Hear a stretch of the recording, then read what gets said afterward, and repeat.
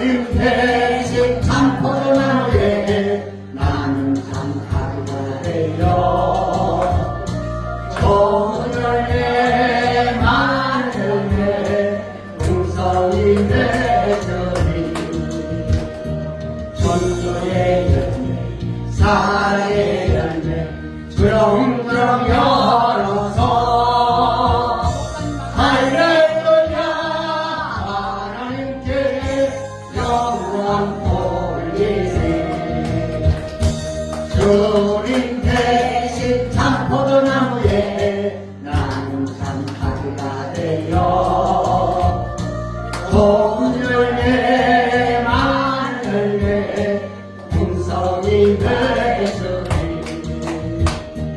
화평의 열매 기쁨의 열매 주렁주렁 열어서 할렐루야 하나님께 영광 돌리리 주님 대신 참 포도나무에 나는 참 가지가 되어 좋은 열매 많은 열매 풍성이 맺으리 감사의 열매 축복의 열매 주렁주렁 열어서 할렐루야 하나님께 영광 돌리리 아멘.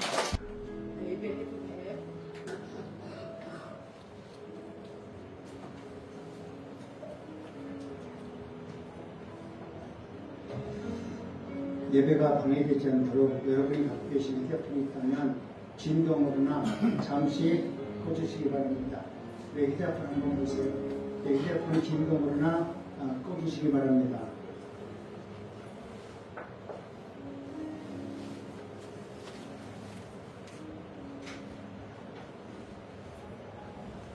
우리가 잠시 후에 예배가 시작되고 기도하며 예배를 준비하시기 바랍니다.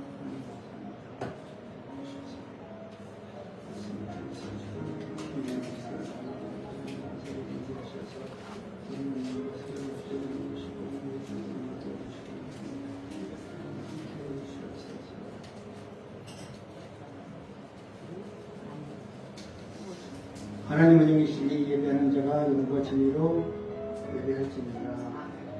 아멘.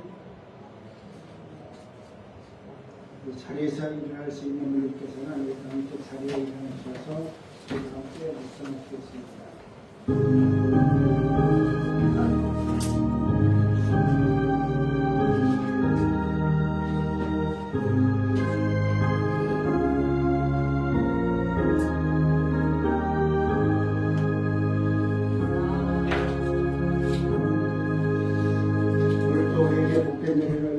주셨사오니 하나님 반드시 복음으로 하나님의 능력을 경험할 수 있는 예배가 되게 하여 주옵소서.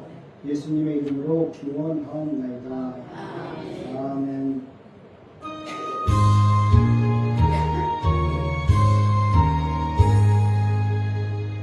만국의 근원 하나님 온 백성 찬송 드리고 저 천사여 찬송하세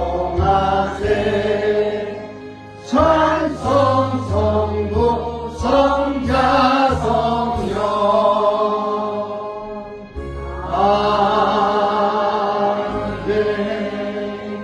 그분의 76 요한복음 1장입니다. 태초에 말씀이 계시니라. 이 말씀이 하나님과 함께 계셨으니 이 말씀은 곧 하나님이시라. 그가 태초에 하나님과 함께 계셨고 만물이 그로 말미암아 지은 바 되었으니 그 안에 생명이 있었으니 그 생명은 사람들의 빛이라. 참 빛 곧 세상에 와서 각 사람에게 비추는 빛이 있었나니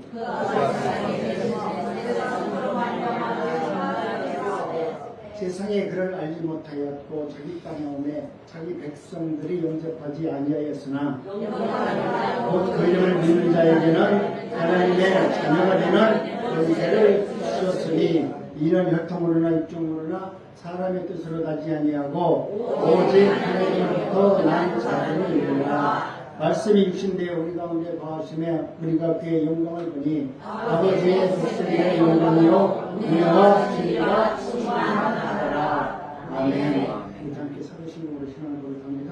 전능하사 천지를 만드신 하나님 아버지를 내가 믿사오며 그 외아들 우리 주 예수 그리스도를 믿사오니 이는 성령으로 잉태하사 동정령 하나님께 나시고 어디어 그날에게 고난을 받으사 십자가에 박혀 죽으시고 장사한지 4년에 죽은 자 가운데서 다시 살아나시며 하늘에 오르사 전능하신 하나님 은혜의 역사가 저희로서 산자와 죽은 자를 심판하러 오시리라. 성령을 믿사오며 거룩한 공예와 성도가 서로 교통하는 것과 죄를 사하여 주시는 것과 몸이 다시 자라는 것과 영원히 사는 것을 믿사옵나이다. 아멘. 주님 약속하신 말씀 위에서 영원하신 그의 사랑이 있고 성령으로 싸워 이기며 약속 믿고 굳게 서리라. 굳게 서리 영원하신 말씀 위에 굳게 서리 굳게 서리 그 말씀 위에 굳게 서리라. 주님 약속하신 말씀 위에서 성령 인도하는 대로 행하며 주님 품에 항상 안심 얻으며 약속 믿고 굳게 서리라. 굳게 서리 영원하신 말씀 위에 굳게 서리 굳게 서리 그 말씀 위에 굳게 서리라. 아멘. 이 복음을 처음 전한 사람이 바울 사도입니다. 바울 사도는 예수를 안 믿던 사람이잖아요. 예수 믿는 사람을 핍박하고 어쩌면 그들을 붙들어서 감옥에 보내고 심지어 그들을 죽음으로 이끌었던 말 그대로 예수님 앞에서 보면 괴수 중에 괴수가 바로 이 바울입니다. 그리고 유대인이었으면서 로마의 시민권을 가졌고 당대의 최고의 석학자였어요. 너무나 똑똑했고 너무나 지식인이었어요. 그런데 이 사람이 이제는 하나님이 누구인가에 대해서 말씀을 하려고 합니다. 그 전에는 예수 믿는 놈들을 어떻게 하면은 핍박하고 저들을 감옥에 보낼까 그렇게 악한 모습으로 살았던 사람이 예수님을 만난 이후에 생각의 변화가 완전히 180도로 완전히 바뀌어버렸어요. 지금 바울이 지금 처음으로 하나님의 은혜 가운데 저 양피지에다가 글을 쓰기 시작합니다. 여러분도 하나님의 은혜 가운데 바울처럼 하나님의 말씀을 들었으면 그 말씀이 나에게 생명의 말씀을 들려줬으면 바울과 같이 360도의 삶으로 변화가 되어야 되는데 나는 예수를 믿는데 나는 어떻게 된 게 지금 신문을 믿었는데도 똑같냐? 어떻게 변화된 것이 없냐? 내 입술은 여전히 교만해서 누구를 핍박하고 조롱하는 입은 아주 쌈박하게 잘 움직이는데 예수님을 찬양하는 여기에는 내가 왜 고되게 움직이는지 참 알지 못하겠습니다. 여러분 스스로에게 성령께서 한번 어떻게 말씀하는지 오늘 밤에 가서 한번 설교를 들은 다음에 한번 물어보세요. 하나님, 왜 나는 바울처럼 이렇게 내 인생의 모든 가치관이 복음으로 바뀌어지지 않습니까? 나는 여전히 세상 가운데 있고 하나님의 말씀이 능력이라고 말은 하지만 그 능력을 누리고 살지는 못하는 내가 정말 예수 믿는 예수쟁이가 맞습니까? 남들은 나보고 교회 간다고 저거 예수쟁이다 그러는데 정말로 나가 예수쟁이가 맞아요? 하나님한테 한번 물어보세요. 사울 바울처럼 내가 예수를 만나기 전에 그렇게 사울이 하나님을 핍박한 다음에 예수님을 만난 다음에 바울로 바뀌었듯이 그 인생의 가치관이 완전히 바뀐 삶을 살아내는 바울의 모습을 보게 됩니다. 오늘 저는 성경 전체를 꿰뚫을 수 있는 로마서 말씀을 통해서 우리 어르신들이 또 우리 성도님들이 하나님을 어떤 하나님인가 알 수 있는 그런 은혜가 있기를 원합니다. 그래서 한 3주간 동안 복음에 대해서 말씀을 다시 한번 증거하려고 그래요. 우리가 하나님의 말씀을 수많은 목사님들 오셔서 많은 말씀을 하지만 여러분 이 복음의 진리 안에서 내가 자유를 누리지 못하면 어떤 말씀이 온달지라도 아무리 미사하고를 동원해서 아이고 사모님 이쁘세요, 권사님 훌륭하세요, 아이고 대단하세요, 여러분 이런 말을 아무리 들어도 내가 천국 가는데 하나님의 백성으로 살아가는데 아무런 의미가 없어요. 정말 내가 하나님의 은혜 가운데 힘들고 어렵고 고난 중에 있다 할지라도 이 복음이, 이 말씀이 나를 변화시켜야만이 내 인생의 가치관과 삶의 모습이 변화되기 때문에 그렇습니다. 오늘 우리는 이렇게 연결된 하나님의 말씀을 3주 동안에 우리가 하나님의 말씀을 증거하게 되는데 한번 첫 번째 문을 열기를 원합니다. 하나님께서 저와 여러분들에게 은혜를 주신 것은 이와 같은 하나님의 뜻 가운데 있는 겁니다. 1990년 전에 지중해 작은 항구 도시에서 고린도에서 한 사람이 양피지에 글을 쓰기 시작합니다. 내가 하나님을 만나는 하나님. 그동안 내가 예수를 핍박했고 예수가 누구인지 알지 못했고 그를 통해서 하나님의 나라가 어떤 나라인지 전혀 알지 못했던 내가 알고 있던 내 믿음으로 알고 있던 하나님, 근데 예수님을 통과한 하나님이 누구인가를 알았던 바울은 내가 그동안 교회를 다니면서 수없이 하나님의 말씀을 들었는데 그 말씀은, 그 하나님은 우리가 부르는 그 모든 하나님은 다 하나님이라고 이야기하지만 실제로 가짜 하나님 앞에 우리는 진짜 하나님인 것처럼 기도하고 있잖아요. 그런데 오늘 바울이 예수님을 만난 이후에 참 하나님이 누구신가, 우리는 누구로 말미암아 천국을 갖고 있는가, 누구 때문에 우리의 삶에 능력으로 살 수 있는 그 힘이 어디에서 나오는가 대해서 바울은 자신이 경험했던, 자신이 하나님을 만났던, 천국까지 끌려올려가서 천국에서 주님을 만났던 그 모든 것을 이제 글로 써가지고 지금 말씀을 증거하고 있는 것입니다.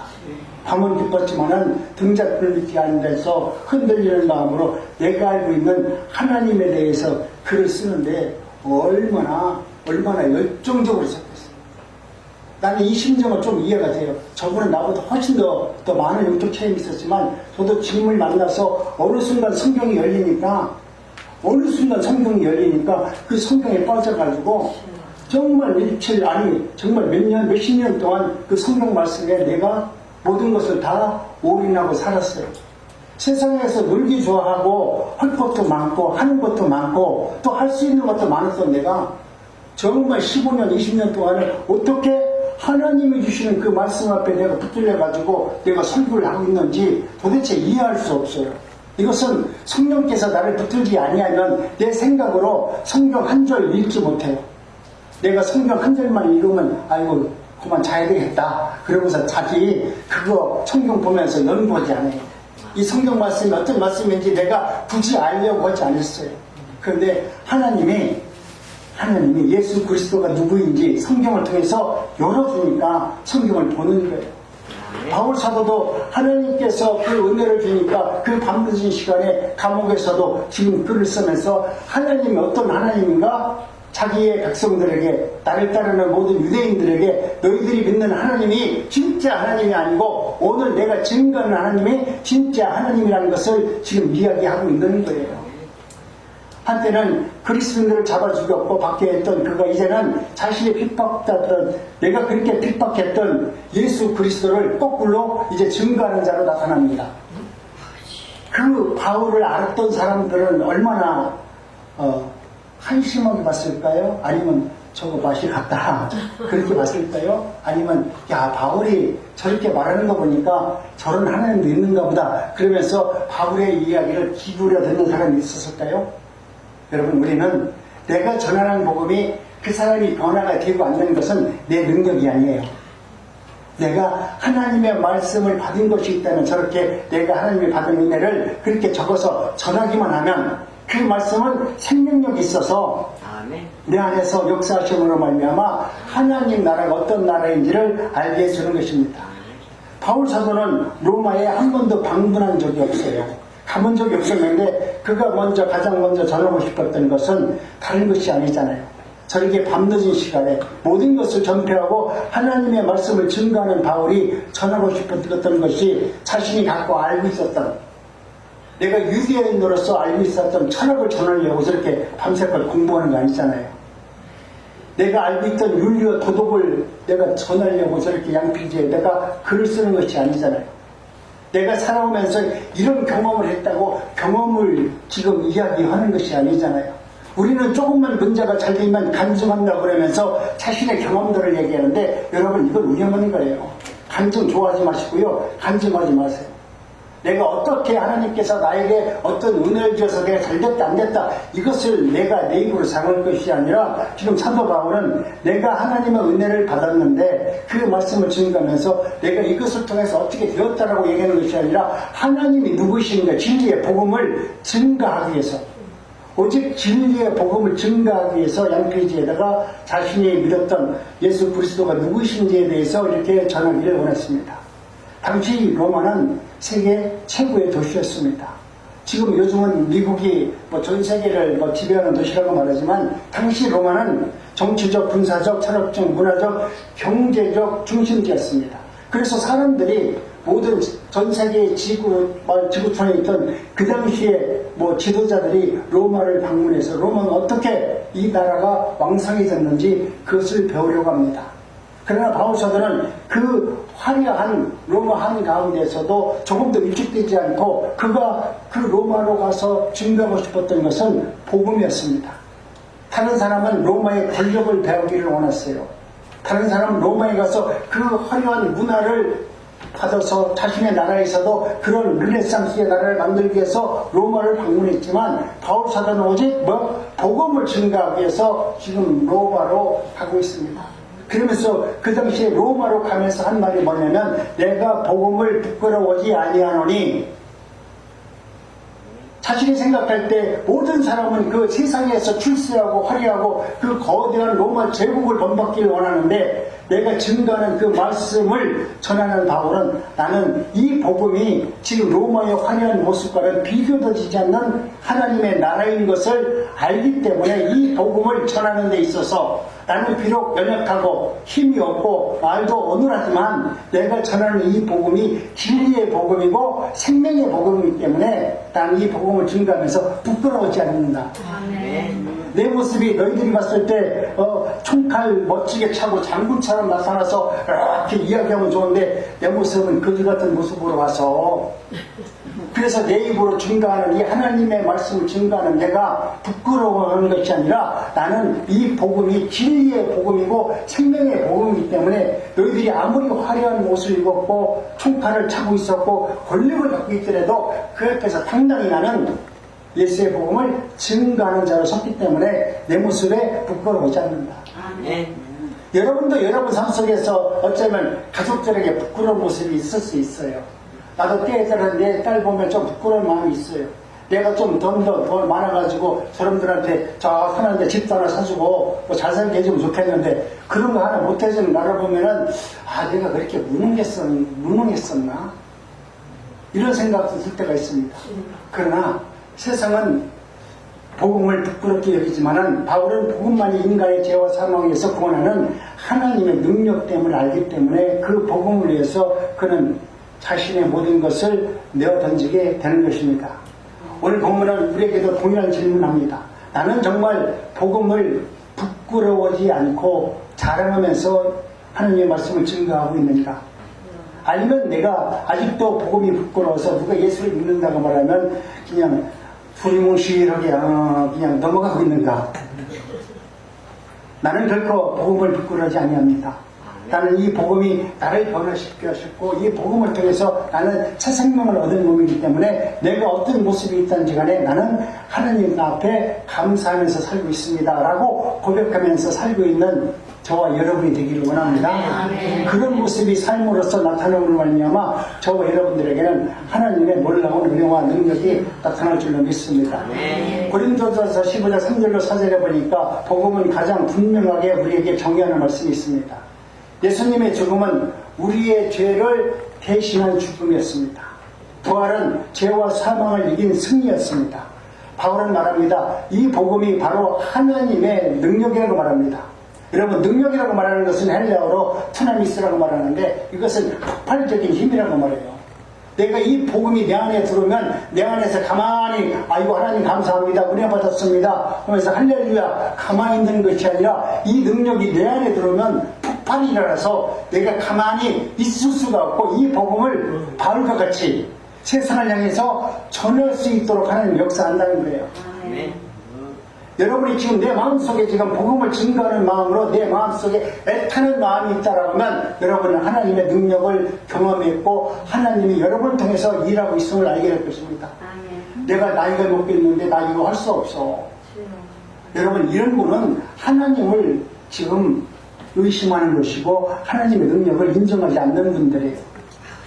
하나님의 능력을 인정하신 분은 내가 나이가 많느냐 돈이 있느냐 내 행색이 어떠느냐 여기에 전혀 관심이 없다니까. 여기에 관계가 있는 것이 아니라 내 안에 성령으로 하나님이 임재하셔서 정말 투명히 내 안에서 역사하심으로 말미암아 나도 이 복음을 바울과 같이 전하지 아니하고는 내가 견딜 수 없어요. 그래서 나는 내 모습이 어려워도 이 지팡이 들고 다니면서 내가 만나는 사람에게 예수 믿으세요. 뭐 거기서 여러 가지 말할 필요 없어요. 예수 안 믿으면 지옥 갑니다. 그런 얘기 하지 마세요. 그냥 예수 믿으세요. 거기에 구원이 있습니다. 아멘. 여러분, 여러분이 살아온 그 진실된 경험이, 진실된 말 한마디가 목사가 미사고를 동원해서 막 전하는 말보다 사람들이 듣기에는 야, 저 할머니가 지팡이를 짚고 가는데 나한테 와서 아이고 예수 믿으세요 그러고 갔어. 야, 저 할머니가 보기에는 행상이 저런데 어떻게 즐거운 모습으로 그런 말을 할 수 있을까? 요즘 젊은이들은 생각한다니까요. 아멘. 우리 때만 해도 누가 뭐라고 하면 먹고 살 일이 너무 많아가지고 그냥 자신의 일을 하지만 요즘 사람들은 너무 똑똑해서요. 한마디 말만 100마디 1000마디를 깨달아요. 근데 내가 진심으로 예수님을 사랑하면서 그 복음을 증거하고 있는지 아니면 값싼 복음으로 내가 예수를 팔고 있는 자가 아닌지 나를 한번 돌아보면서 오늘 우리가 하나님의 말씀을 여러분 바라보시기 바랍니다. 복음은 죄인을 의인으로 만드는 능력이 있습니다. 원수를 하나님의 자녀로 만드는 능력이 있습니다. 죽은 영혼을 새 생명으로 변화시키는 하나님의 능력이 복음 안에 담겨져 있습니다. 이 복음은 결코 싼 복음이 아니라 위대한 복음이고 영생을 주는 하나님의 생명의 복음이기 때문에 저와 여러분들이 그 마음속에서 예수 그리스도와 함께 동행함으로 말미암아 세상 가운데 환난을 능히 이길 수 있는 능력임을 날마다 고백하면서 증거하는 저와 여러분들이 되시기를 간절히 바랍니다. 아멘. 복음은 세상이 만든 종교가 아닙니다. 하나님께서 계획하시고 이루시는 구원의 계획이고 길입니다. 제가 어렸을 때만 해도 교회가 세상보다 앞섰잖아요. 그렇기 때문에 세상에 없었던 게 교회가 있었기 때문에 옛날에 사람들은 뭔가 새로운 것을 배우기 위해서 교회로 갔어요. 그리고 자녀들도 교회로 가면은 내가 집에서 가르쳐주지 못하는 것을 교회가 가르쳐주고 또 거기에 가면은 풍금도 있었고 교회에 가면은 우리 집에 없었던 것이 많이 있다 보니까 아이들이 교회를 가는 것을 그렇게 반대하지 않았어요. 부모들이 모르면서 알면서도 모르는 체 하면서 너희들이 좋은 것을 배워라 그렇게 했어요. 근데 요즘은 교회보다요 세상이 훨씬 좋아요. 교회보다 또 심지어 노인정이 말이죠 우리 교회보다 더 좋아요. 노인정에 가서 보니까 거기는 의자에 딱 앉아서 있으면은 그 할머니들 앞에 와서 춤추는 사람도 와서 춤도 춰준대요. 그 막걸리도 가끔 자기가 주고. 여러분 세상보다 교회보다 지금 세상이 훨씬 좋아. 그러니까 교회에 올 그 필요성을 못 느끼는 거야. 근데 여러분 하나님의 은혜와 진리 가운데 살아가면은 성령이 내 안에 임재하시면 세상 것이 아무리 소중하고 아무리 즐겁고 나를 지금 잠깐 기쁨으로 쓴다 할지라도 거기에는 평안이 없다는 것을 알게 합니다. 아멘. 거기에는 생명이 없음을 알게 합니다. 아멘. 그래서 생명이 있는 것을 하나님은 찾게 하셔서 우리를 하여금 앞에 나와서 찬양하게 하시고 또 복음을 증가하게 하시고 그를 위해서 살아갈 수 있는 은혜가 우리에게 주는 것입니다. 교회는 이 시대에 뒤떨어졌다라고 이제는 세상 사람들이 말해요. 젊은 애들이 뭐라고 하냐면 교회는 이제 구닥다리다. 세상에 보면은 너무나 앞서가고 있는데 지금 교회는 지금 2000년 전이나 지금이나 맨날 복음만 하고 있지 변한 게 뭐가 있냐 이렇게 말합니다. 성경은 이제 옛날 책이다. 2000년 전에 만들어 놓은 책이기 때문에 이제 옛날 책이다. 그러면서 요즘 젊은이들은 그 말씀과 그 진리를 받아들이지 않고 그 말씀 앞에 불복하지도 않습니다. 그러나 성경은 2000년 전이나 오늘이나 단 한 줄도 변하지 않습니다. 네, 변하지 않기 때문에 진리인 것입니다. 시대마다 때에 따라서 그 시대마다 말씀이 변했다고 하면 성경 말씀은 진리가 될 수 없어요. 근데 한마디도 변하지 아니하고 똑같은 말씀이 오늘 이 세상에 선포되기 때문에 그 말씀을 통해서 많은 사람이 구원을 받고 하나님의 나라 안에서 행복과 기쁨 가운데 주님을 섬길 수 있는 은혜가 있게 되는 것입니다. 그래서 고린도전서 3절 5절에 보니까 분명하게 우리에게 말씀하는 것은 바로 하나님은 죽은 영혼을 변화시키는 하나님의 능력이라는 것을 복음을 통해서 우리에게 지금 전하고 있는 것입니다. 복음은 모든 믿는 자에게 구원을 주십니다. 본문은 말합니다. 모든 믿는 자에게 구원을 주시는, 여기서 중요한 단어가 뭐냐면 모든, 그리고 믿는 자에게. 여러분, 구원은 민족을 차별하지 않습니다. 사람을 차별하지도 않습니다. 헬라인이나 또 유대인이나 가난한 자나 부한 자나 남자나 여자나 또 그리고 예수 그리스도를 믿는 자나 안 믿는 자나 주님은 차별하지 않습니다. 내가 지금 절에 다녀도 주님은 똑같이 그에게 사랑과 은혜를 베풀어주고, 내가 어떤 죄인이랄지라도 하나님은 똑같은 하나님의 자녀이기 때문에 끝까지 사랑하셔서 그거 돌이켜서 하나님의 거룩한 백성이 되기를 위해서 하나님은 그들에게 기다리고 있는 것입니다.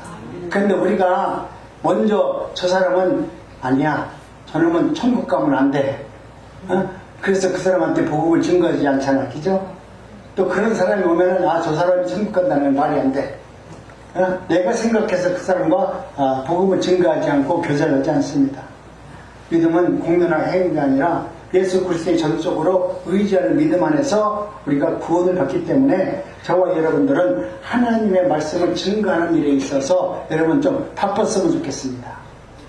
에베소서 2장 8절로 9절의 말씀을 보면은 너희가 그 은혜 안에 의하여 믿음으로 말미암아 구원을 얻었으니, 우리도 구원을 거저받았으니까 거저받은 우리들이 이 복음을 나만 특별히 하나님이 나를 사랑하셔서 나를 구원해줬어, 나는 그렇게 교회에서 하나님께서 원하신 복받은 짓을 내가 했거든. 근데 집사 당신은 한 게 뭐가 있어? 그렇게 이야기는 못 있어요. 또 교회 가는 말이죠. 꼭 그렇게 말하는 교회도 있어요. 내가 이 땅에서 상금을 많이 써야 천국에서 상금을 많이 준대. 여러분, 상금이라는 것은 세상에서 우리가 천국 갈 때 상금은 천국의 아파트가 50평짜리를 주느냐 30평짜리를 주느냐 큰 성을 받느냐 안 받느냐는 아무런 관계없어요. 우리가 천국에 들어가는 거 우리 인생에서, 아니 영원한 세계에서 가장 큰 축복이지. 거기서 우리가 그 큰 집에서 만약에 5,000평짜리 집을 샀다면, 거기 산다면 나 혼자 그 청소하다 죽을 거야. 안 그래요? 그런데 우리가 내가 여기서 많은 일을 하면 천국에 가면 큰 성을 주고 더 좋은 집을 준다고 그러면서 헌금도 많이 해야 되고 또 뭔가 봉사도 많이 해야 되고 이런 말들을 하는데, 제가 볼 때는 아닌 것 같아요. 우리는 천국이라는 그 자체만 들어가는 것이 우리 인생에서 이 세상에 성을 100개, 1000개 갖는 것보다, 이 지구의 모든 만물을 얻는 것보다 내가 천국에 가서 영생을 얻고 사는 것이 가장 큰 축복이에요. 거기 가서 더 큰 집을 얻으려고 하는 건 이건 욕심이죠. 거기서도 또 사람 안에서 또 순번을 따지는 분이겠어요? 하나님은 천국에 부르는 모든 백성들에게 차별하지 않습니다. 공산주의 같이 우리는 평등합니다 라고 말하지만 세상에서 이 공산주의만큼 계급이 많은 사회가 없어요. 공산주의에 가면 사람들이 평등하다고 생각하지만 공산주의에 가면 평등한 것이 아니라 여러분 얼마나 차별이 심한지 거기에 들어가지 못하면 종같이 찰 수밖에 없는 것입니다. 여러분 이제는 하나님의 은혜 가운데 저와 여러분들은 나는 하나님의 의 앞에서 내가 살아갈 수 있는 사람은 아니지만 하나님께서는 완전히 나를 변화시켜서 하나님의 의로 변화시켜서 하나님의 뜻 가운데서 살아갈 수 있는 은혜를 베풀어 준 것입니다. 하나님의 의가 우리에게 왜 필요합니까? 그 의가 바로 예수 그리스도입니다. 예수님의 의는 믿는 자에게만 전가됩니다. 내가 예수 그리스도를 내가 믿고 싶어서 내가 그 예수님이 내 의에 전가되는 것이 아니라 오직 예수님께서 선택하시고 지명한 자에게 우리 주님께서 하나님의 의, 예수 그리스도의 의를 전가시켜 줍니다. 그래서 하나님께서는 믿는 자에게 의롭다 칭해 주는 겁니다. 내가 의로워서 너는 의로운 사람이라 칭해 주는 것이 아니라 너는 의롭지 않더라도 예수 그리스도를 믿는 믿음 안에서 살기 때문에 내가 너를 의로운 자라 칭해 주는 거예요. 그러면 내가 하나님의 은혜 가운데 하나님의 사람이라고 말하지만 하나님이 네가 볼 때 하나님을 정말 믿는 그리스도를 믿는 자가 아니면 칭해 줬다 하더라도 이것은 진짜 의로운 사람이 아니기 때문에 칭해 줬다 하더라도 내가 칭한 사람이 아니면 하나님이 고개를 흔들면 끝나는 거예요. 그렇죠? 하나님 그래 맞다. 너는 예수님께서 너를 의로운 자를 만들어준 자다. 너는 죄인이었는데 우리 그리스도가 너를 갖다가 너를 위해서 생명을 바친 그 보혈의 흔적이 너의 아이였나 있으므로 내가 너를 의롭다 칭했었던 그 의로 말미암아 우리를 구원해 주는 것입니다. 오늘 우리는 이 땅에서 살면서 제 삶의 의미를 복음 때문이라고 여러분이 믿고 사시기 원합니다. 교회가 존재하는 이유도 복음 때문입니다. 세상의 유일한 소망도 복음 때문에 그런 것입니다. 오늘 우리는 교회가 잃어버려서 안 될 것은 여러분 어떤 프로그램이 아니에요. 교회 오면은 이런 세미나하고 이런 프로그램을 갖고 또 이런 것 저런 것 하면서 우리가 천국 가는 것이 아니라 천국 가는 것은 다른 모든 것이 다 하나님의 은혜 가운데 복음으로 말미암아 우리가 구원을 받습니다. 그렇기 때문에 이제는 여러분 무엇을 한다 할지라도 거기에 현혹되지 마시고 오직 하나님의 말씀 안에서 그 말씀을 분별할 수 있는 은혜가 있기를 원합니다. 바울은 감옥에서도 복음을 전했습니다. 매를 맞으면서도 복음을 증거했습니다. 죽음 앞에서도 복음을 증거했습니다. 왜입니까? 이 복음이 하나님의 능력됨을 그는 온몸으로 알았기 때문에 이 복음 앞에 모든 것을 내어맡기고 자신의 생명을 내어줄 수 있는 삶을 살게 되었던 것입니다. 그렇기 때문에 여러분 오늘 우리도 복음의 힘찬 믿음을 갖고 살아갈 수 있는 성도님들이 되기를 원합니다. 복음을 부끄러워하지 마시기 바랍니다. 복음 앞에 그 어떤 것도 타협하지 마십니다. 타협하지 말기 바랍니다. 그리고 복음을 여러분 스스로 삶을 통해서 변질시키지 마시기 바랍니다. 그러면서 내가 이제는 복음을 담대히 전하기를 원합니다. 우리 어르신들이 만나는 모든 사람들에게 예수 그리스도의 복음을 증거하는데 야 교회 가서 교회 가자. 여러분 그런 데로 가는 사람 없어요. 여기 우리 노인정 회장님도 계시고 뭐 총무님도 계시지만 거기 가서 더 겸손해야 돼요. 내가 증거하려고 그러면 그 상대방 앞에서 그분들의 앞에서 더 내가 겸손하지 않고는 내가 똑똑해가지고는 그분들 전도 못해요. 옛날에는 똑똑하면은 저 사람 똑똑하니까 저 사람 말 믿어야지 하는데 요즘에는요 할머니나 어린아이나 모든 사람들이 너무 똑똑해. 똑똑한 사람 말을 듣고는 절대 교회 안 가세요. 그리고 여러분이 그들을 섬기는 자가 되어야 돼요. 야 우리 그 권사님은 교회 권사라고 그러는데 정말 사람이 됐어. 야 저분을 보니까 정말 하나님의 은혜 가운데 저와 같은 삶을 나도 살기를 원해 하는 마음이 있어야 되는데 아니 정부는 교회 다닌다고 하면서 왜 저래? 만약 그런 말 정도 그런 생각이 들 정도의 내 모습에 나타나면 여러분은 이 시간 이후로 복음을 통해서 바울이 자신의 인생 가치관을 바뀐 것처럼 여러분의 가치관이 좀 변화되길 원합니다. 모든 사람들이 변화돼서 나를 통해서 내 모습을 통해서 내 언어를 통해서 내 섬김을 통해서 그들이 예수 그리스도의 복음이 무엇인가를 눈으로 볼 수 있는 삶을 잘 살아내시기 바랍니다. 바울은 내가 복음을 부끄러워하지 아니하노니 이 복음은 모든 믿는 자에게 구원을 주시는 하나님의 능력이라고 지금 말씀하고 있습니다. 오늘 우리는 한번 내 마음속에서 내 자신에게 한번 손을 한번 잘 얹어놓고 한번 생각해 보세요. 내 자신에게 한번, 여러분도 한번 물어보세요. 나는 사람들 앞에서 복음을 부끄러워하지 아니하고 복음을 담대히 증거하고 있는가? 한번 손을 한번 살짝 내 가슴에 대보세요. 내 가슴에 대고 나는 사람들 앞에서 복음을 부끄러워하지 아니하고 담대히 복음을 잘 증거하고 있는가? 또 한번 나는 복음의 다른 것에 구원의 소망을 갖고 있지 않고 오직 구원이 복음 안에 있음을 고백하면서 살고 있는가? 나는 하나님의 능력인 복음을 믿고 그 능력을 의지하면서 나는 날마다 기도하면서 살고 있는가? 우리 교회는 모든 사역의 중심이 복음을 두고서 증거하는 교회입니다.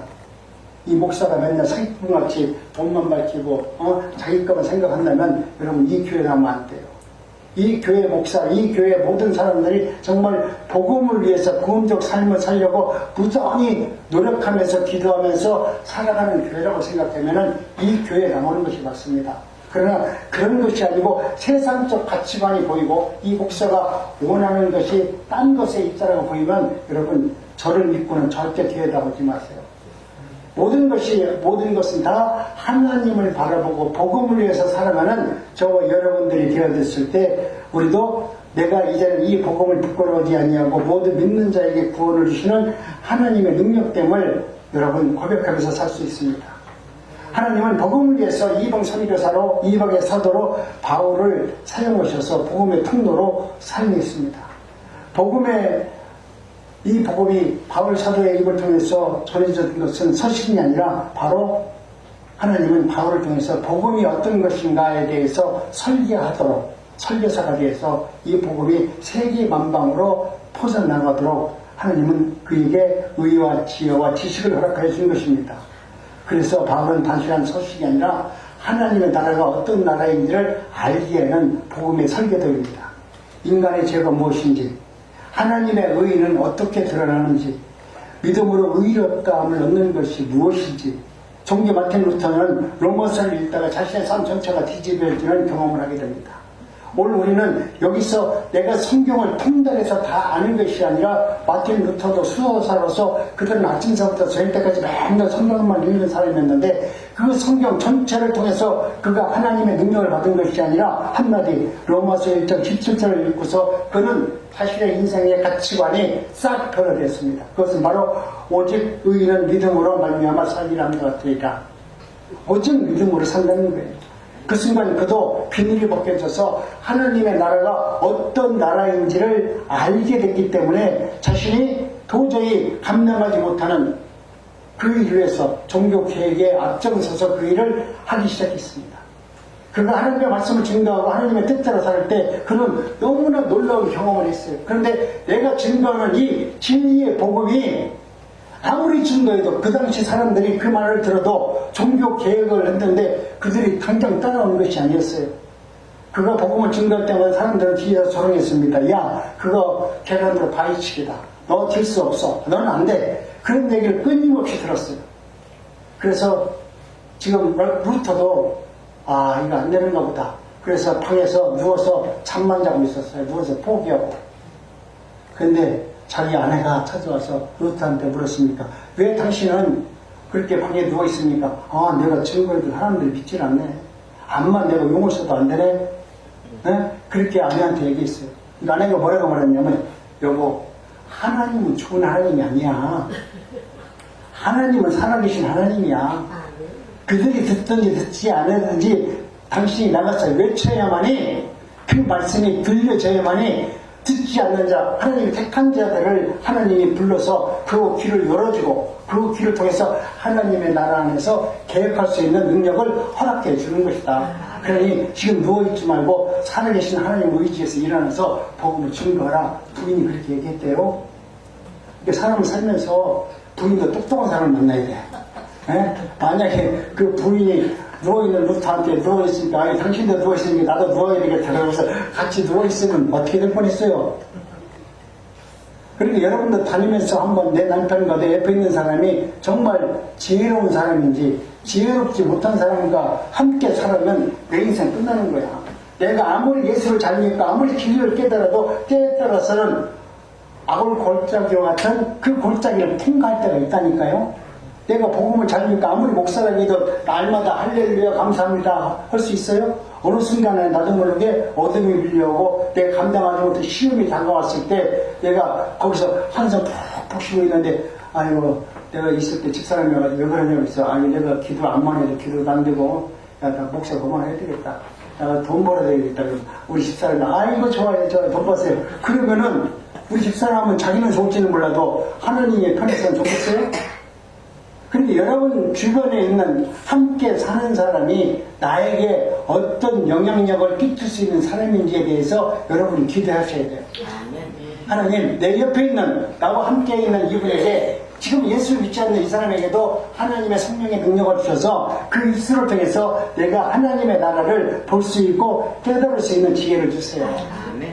이 사람이 교회 안 다닌다고 무시하지 말고 이와 같이 여러분 우리는 하나님의 은혜 가운데 저희들이 우리가 바로 그 신학과 하나님의 말씀을 이해할 수 있는 은혜를 우리에게 주신 분들입니다.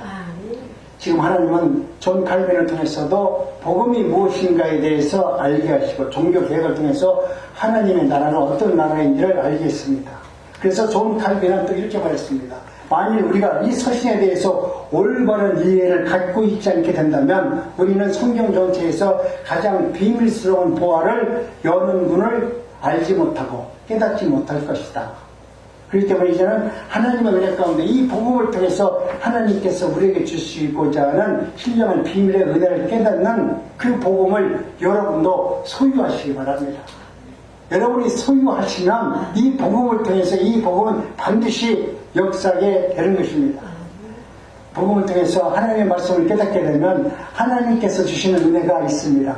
창세기가 왜 천지 창조를 통해서 하나님이 우리에게 무엇을 말씀하고 있는지, 시대기는 우리에게 무엇을 말하고 있는지, 선지자들의 예언이 무엇을 가르치고 있는지, 복음서는 왜 예수 그리스도가 이 땅에 우리에게 왜 오셨는지에 대해서 하나님 성령을 통해서 우리들로 하여금 알게 하셔서 그 믿음의 확신으로 승리할 수 있는 은혜가 있게 하기를 원합니다. 그래서 자평된 교회가 어떻게 탄생했는지, 하나님께는 당신의 핏값으로 교회를 세웠는데 이 핏값으로 세워진 이 교회가 종말론적 교회 안에서 어떤 일을 감당해야 되는지 성경을 통해서 말씀하고 있습니다.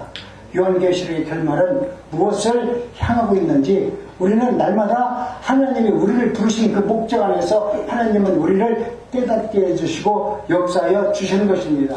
그렇기 때문에 우리는 하나님께서 우리에게 주신 이 복음은 내가 더 이상 부끄러워하지 않습니다. 모든 믿는 자에게 구원을 주시는 하나님의 능력입니다 라는 이 고백을 하시면서 여러분 모든 문장 하나가 로마서 전체를 열어가는 생명의 말씀임을 기억하시면서 늘 여러분 그 말씀을 이해하시기 바랍니다.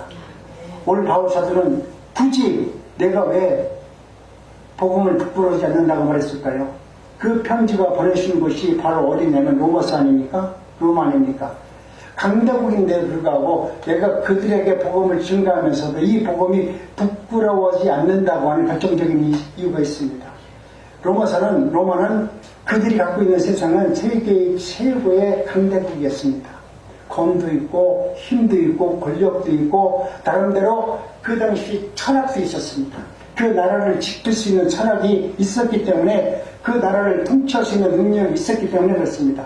그런데 하나님께서는 너희들이 그것으로 그 나라가 온전해지는 것이 아니라는 것을 알게 함으로 복음을 증거합니다. 로마인들은 로마 황제를 살아있는 신으로 섬기게 됐습니다. 그들에게 신이란 힘과 영광과 위엄의 상징이잖아요. 그런데 십자가에서 준 예수 그리스도의 복음을 증거하는 이 복음을 증거하는 바울의 입장에서 보면은 사람들이 봤을 때 얼마나 하찮게 보이겠어요. 야 힘도 이렇게 있고 능력도 있고 저도 어렸을 때 저는 그렇게 말하진 않았지만 어떤 분들은 야 내가 예수를 믿는데 주먹을 믿겠다. 들어봤잖아요. 많이 들었죠? 나는 그렇게까지는 말 안 했는데요. 그렇게 한 사람들이 많았어요. 그러니까 로마에 가면 뭐라 그랬겠어? 예수, 야, 그 말을 믿겠니? 내 주먹을 믿지인가? 내 칼을 믿지? 내 권력을 믿지? 내 힘을 믿지? 내 그 죽은 예수를 내가 왜 믿어? 여러분, 당당하게 그들은 그렇게 이야기하는데, 그렇게 이야기할 때 나는 내가 눈으로 보여줄 게 없잖아요. 그들은 눈으로 보여주는 힘이 있잖아요. 권력이 있잖아요. 명예가 있잖아요. 근데 나는 보여줄 것이 없잖아. 그래서 이 복음이 얼마나 위대한 것을 이야기하기 때문에 나는 너희들이 나에게 이렇게 복음을 증거하는 나를 핍박한다 할지라도 나는 부끄럽지 않다. 너희들이 예수를 모르고 이 복음을 모르기 때문에 지금 그러는 것이기 때문에 나는 이 복음을 위해서 생명을 건 사람이고 이 복음이 너희들이 생각하는 그런 복음이 아니라 영생을 얻는 영원히 살 수 있는 복음인 것을 증거하는 바울의 모습을 보게 됩니다. 그렇기 때문에 로마 사람들의 보기에는 십자가에 달린 예수가 구원자라고 말할 때 그거 믿겠어요? 그리스도의 철학자들 귀를 들어가면서 아이고 철학자들이 예수님이 죽은 자 가운데서 살아나셨대. 그들이 그 사실을 철학자들이 믿겠냐고요. 그리고 바울 자신도 그것을 잘 알고 있기 때문에 예수의 복음을 증거하면서도 나는 그래서 복음을 증거하는데 너희들이 생각하는 것과 다르게 나는 부끄러우지 않는다. 십자가의 도가 멸망하는 자에게는 미라는 것이요. 내가 하나님의 말씀 가운데 정말 진리 가운데 복음을 전하는 내가 모르는 자들은 내가 복음을 증거할 때마다 너는 참 미련한 자다. 어리석은 자다. 눈에 보이지 않는 실체를 믿는다 그러고 거기를 갖다가 하나님 아버지라고 하는 너희를 내가 도대체 이해할 수 없다고 말합니다. 세상에 되돌아보면 십자가 복음은 미련하고 부끄러운 것이 맞습니다. 왜냐하면 복음이야말로 하나님의 능력인데 그 능력을 알지 못하면 그리 말씀할 수밖에 없는 것입니다. 오늘 우리는 복음은 폭발적인 능력이 있다고 말씀하시면서 로마 군대들이 그것을 바라보면서 여러분 죽은 사람을 살리는 그 복음이라고 아무리 증거하더라도 그들이 봤을 때 그 복음은 하나의 말장난에 불과하지 않습니다. 로마의 칼은 생명을 뺏습니다. 로마의 권력은 사람을 지배하고 억압합니다. 그러나 복음의 힘은 사람을 살립니다. 죄에 묶인 영혼들을 풀어주고 죽어가던 생명을 일으키고 절망에 빠진 마음에게 소망을 심어주는 것이 복음입니다. 복음은 사람의 내면을 근본적으로 변화시키고 어둠에 앉아있던 저와 여러분들에게 빛으로 찾아오셔서 하나님의 나라가 어떤 나라인지를 눈으로 보고 깨닫게 하고 행할 수 있는 삶을 주님께서 허락하여 주는 것입니다. 로마서 첫째 열쇠가 이것입니다. 복음은 첫째가 하나님의 능력이고 진리라고 말씀합니다. 여러분 복음을 믿는 순간 하나님의 폭발적인 능력이 여러분 삶 속으로 들어오게 됩니다. 복음으로부터 자유, 죽음에 대한 승리, 영원한 생명, 하나님과의 화목 등이 복음 안에 담겨져 있습니다. 이 복음을 날마다 체험할 수 있는 그 지식이 여러분으로 충만케 하셔서 삶의 변화를 일으키는 생명의 말씀이 되기를 원합니다. 성경의 지식이 많다고 해서 여러분 삶의 변화가 되지 않습니다. 내가 성경을 많이 읽는다고 해서 내가 삶 속에서 변화를 읽는다고 하면 얼마나 좋겠어요? 어떤 사람은 나는 성경 몇 쪽이냐면 나는 100쪽일 때 나는 100쪽에 쓰면 나는 내가 볼 때는 나는 벌써 천국에 가 있을 것 같아. 예? 아니 성경을 그렇게 많이 읽었으면 하나도 변하지 않는데 그거 많이 읽으면 뭐예요? 100독하고 50독 있다고 자랑하는데 그것이 아니라 내가 하나님의 말씀을 완전히 한 독을 완독하더라도 그 말씀을 통해서 내가 변화를 이뤘으면 여러분은 하나님의 은혜 가운데 신실한 하나님의 자녀입니다. 여러분도 이제는 결단하게 됩니다. 알았다면 그 복음의 능력을 알았다면 이제는 삶으로 옮겨가는 믿음이 여러분 삶 속에서 있기를 원합니다. 오늘 이 시간 여러분 한개임은 로마서 1장 16절 한번 따라합니다. 시작. 내가 복음을 부끄러워하지 아니하노니 이 복음은 모든 믿는 자에게 구원을 주시는 하나님의 능력이니라. 오늘 저 여러분은 복음을 부끄러워하지 아니하는 첫 번째 관문을 통과했습니다. 앞으로 3주간을 통해서 이 복음에 대해서 증거할 테니까 한 번쯤 이제 로마서에 대해서 한번 여러분도 집에서 성경 말씀을 묵상해 보시기 바랍니다. 복음의 능력과 부활의 능력이 이 생명 말씀 안에 담겨져 있습니다. 부활의 복음의 능력을 경험하는 삶을 살기를 바랍니다. 그 경험을 내 마음속에 축적되어져 있을 때 하나님의 말씀이 믿어지지 않겠습니까? 하나님의 사랑 안에서 평안한 삶이 있음을 여러분 믿으시기 바랍니다.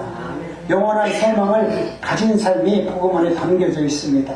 그리고 정죄의 두려움이 없이 담대하게 하는 삶이 복음 안에 담겨져 있습니다. 그리고 입으로 고백하면서 담대하게 살아가는 저와 여러분들이 되시기를 주님은 원하고 있습니다.